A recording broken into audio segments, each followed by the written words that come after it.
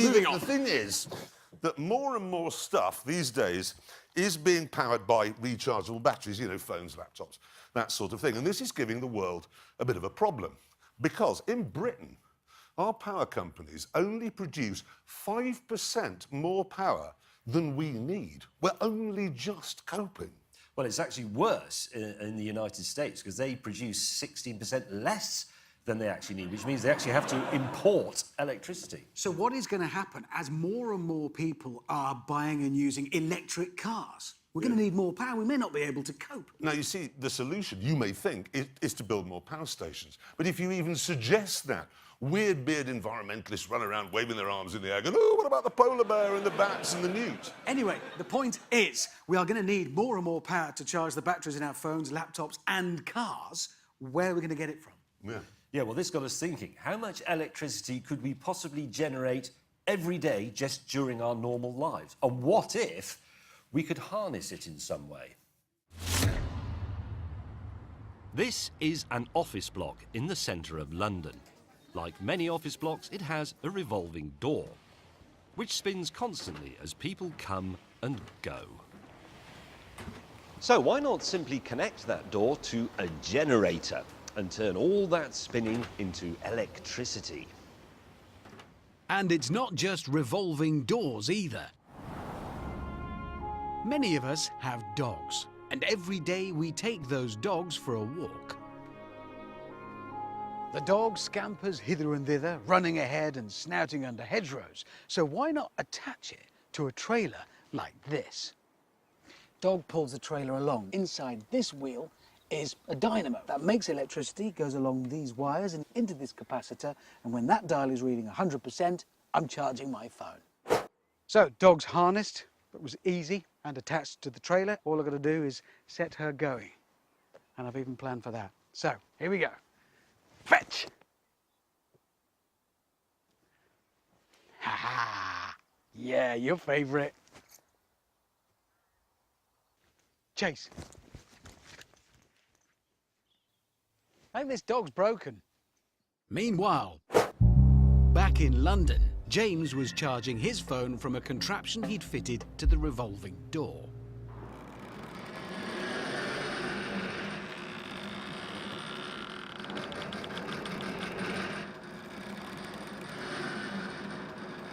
And even Jeremy had decided to get in on the action.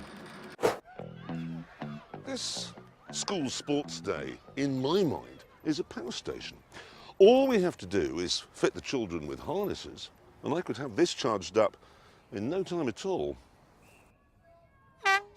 Here we go. And straight away we can see that charge is being produced, not much, but some. Come on, all of you, come on. Put your back into it. Come on, catch him. Catch him. Chop, chop. This is the work of a genius. Back in the countryside, I'd mended my dog, and things were going well here too. As you can see, the dog is now running, the wheels are turning, electricity is being generated. He's basically a four-legged Sellafield. Sadly, however, in London, it was the middle of the day, and no one had been using James's door. As a result, his phone was dying, so he'd had to get radical.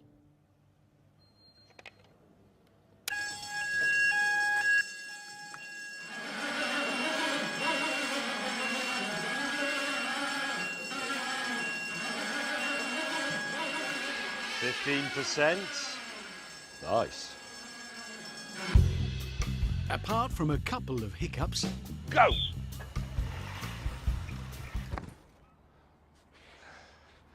You have to put a little bit more effort into it than that. everything was going well. The power was flooding in. Oh, yes. 25%. And we were forced to conclude that it had been a successful day for all of us. Well, when I say all of us. Yeah, no, look, listen.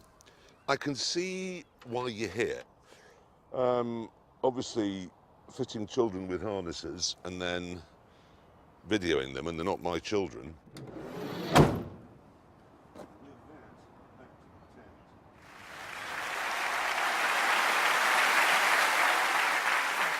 I got 45% charge in my phone. I got 41% charge. I got a different sort of charge. Anyway, since we had proved, well, since Hammond and I had proved that it was possible to charge up a telephone, I began to wonder if we could charge up a car using nothing more than vanity. In London alone, there are over 750 gyms, and every day they are full of people picking things up and putting them down again so they can be more attractive. So why not use all this colossal effort? Let's harness it. And that's exactly what we have done. 10 of the machines in this gym have been connected to a device which produces a smooth flow of electricity that's sent outside to this gee-whiz in the car park.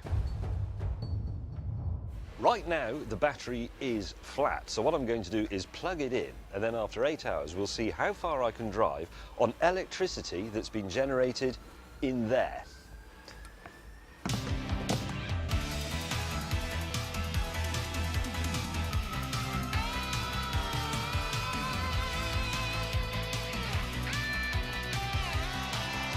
Come on, you're slacking.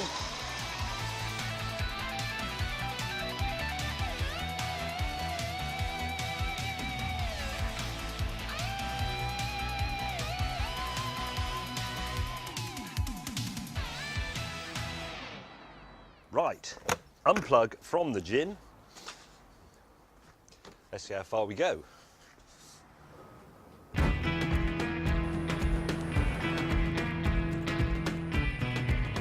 Now look at this. This is epic because I'm driving along in a car, sort of. No fossil fuel has been burned, no atoms have been split, nothing's been fracked up.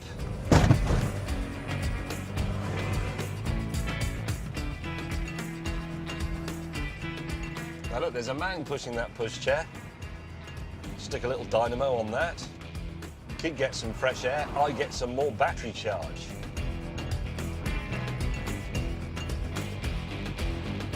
It's difficult to see who loses from this arrangement because I get a trip home effectively for nothing.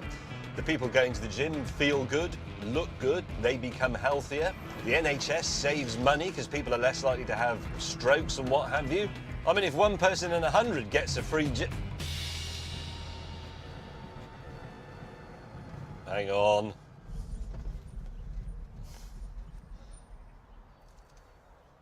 I was enjoying driving on pedal and cross-trainer power.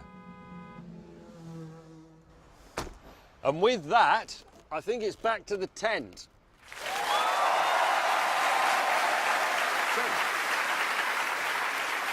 James. Yes. James May, how far did you get after 8 hours of charging?